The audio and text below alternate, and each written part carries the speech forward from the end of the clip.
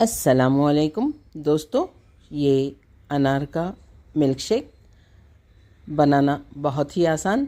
बस अनार को छीलकर उसके एक एक दाने अलग कर लेना है, जो कि थोड़ा सा मुश्किल काम है, लेकिन ये खूबसूरत से दाने जब मेहनत करने के बाद आपके पास जमा हो जाते हैं तो अल्लाह ताला की नेमतों पर भरपूर यकीन हो जाता है।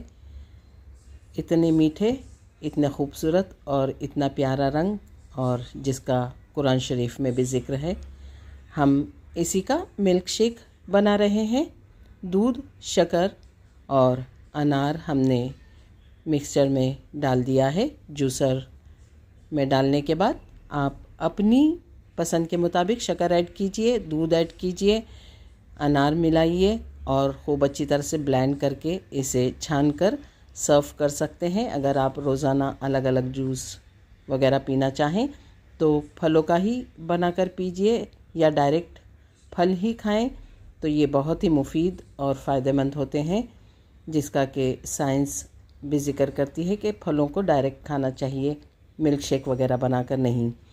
तो अल्लाह ताला आपके दस्तरख़्वान पर बहुत सारी बरकतें और नेमतें अता फ़रमाएँ। अगर आपको रेसिपी पसंद आती है तो लाइक कीजिए, शेयर कीजिए और मेरे चैनल को सब्सक्राइब कीजिए।